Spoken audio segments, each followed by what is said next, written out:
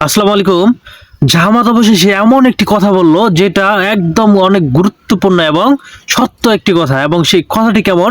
তিনারা বলেছেন যে খালেদা জিয়া কোন দলের নেত্রী নন, উনি সমগ্র মানুষের নেত্রী। জামাত ইসলামীর নায়েব আমির সৈয়দ আব্দুল্লাহ মোহাম্মদ তাহের বলেছেন যে হাসপাতালে চিকিৎসাধীন বিএনপি চেয়ারপারসন খালেদা জিয়া একজন দেশপ্রেমিক, গণতান্ত্রিক ও আপোষহীন নেত্রী। আজকে উনি খালেদা জিয়া কোন দলের নেত্রী নন, উনি সমগ্র মানুষের নেত্রী। এখন এই যে তিনি যে কথাটা বললেন, একদমই সত্য একটি কথা। কেন? কারণ তিনি যে দেশের জন্য যত কিছু ত্যাগ করেছেন এবং যত কিছু করেছেন, এই অনেক আগে থেকেই তিনি যে দেশের জন্য সব সময় লড়ে আসতেছেন এবং সর্বদাই দেশের প্রতি তার যে মায়া, তার যে মহব্বত, তিনি যে দেশে সর্বদাই থেকে সকল কষ্ট স্বীকার করে নিয়েছেন এবং গণতন্ত্রটাকে ঠিক রাখতে তিনি যে সব সময় দেশের পক্ষে লড়ে গিয়েছেন এবং সব সময় অন্যায়ের কাছে কখনো আপোষ করেননি, সব সময় অন্যায়ের বিরুদ্ধে যে কথা বলেছেন, এগুলো কিন্তু আমরা অনেক শুরু থেকে কিন্তু দেখে এসেছি।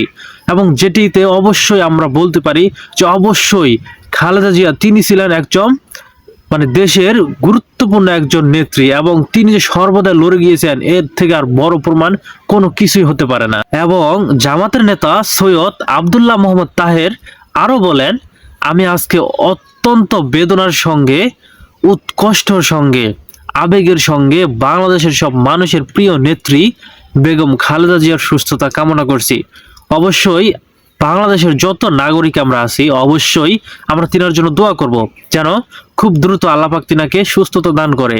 কেননা তিনি যে পরিমাণে দেশের জন্য কষ্ট করেছেন, অবশ্যই তিনি প্রত্যেকটা নাগরিকদের মন থেকে অবশ্যই দোয়ার প্রাপ্য, এবং এটি আমাদের অবশ্যই তিনার জন্য দোয়া করতে হবে, তিনি যেন খুব দ্রুত সুস্থ হয়ে উঠতে পারেন।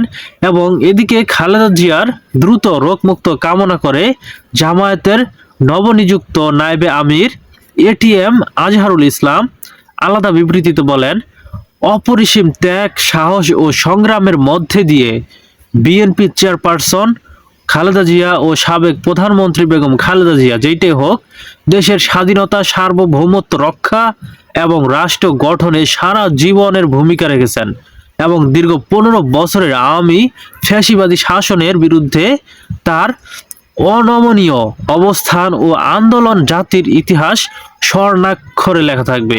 অবশ্যই তিনি যে দেশের জন্য যে পরিমাণে পরিশ্রম, যে পরিমাণে ত্যাগ স্বীকার করেছেন, তিনার সকল স্মৃতি অবশ্যই বাংলাদেশকে স্বর্ণাক্ষরে লিখে রাখতে হবে। তবে আপনারা একটা বিষয় চিন্তা করে দেখেন যে তিনি যে অসুস্থ হয়ে গেলেন এবং অসুস্থ হওয়ার পর থেকে বাংলাদেশের যত দল রয়েছে, দেখুন সবাই তার জন্য দোয়া করতেছে এবং সবাই তার পক্ষে। এটাই হচ্ছে একটা দেশের নেত্রীর সবচেয়ে বড় পাওয়া, যখন তার বিরুদ্ধের যে দলগুলো রয়েছে তারাও যে তার প্রশংসা করে এবং তারাও যে তার পক্ষে এবং তারাও যে তার জন্য দোয়া করে।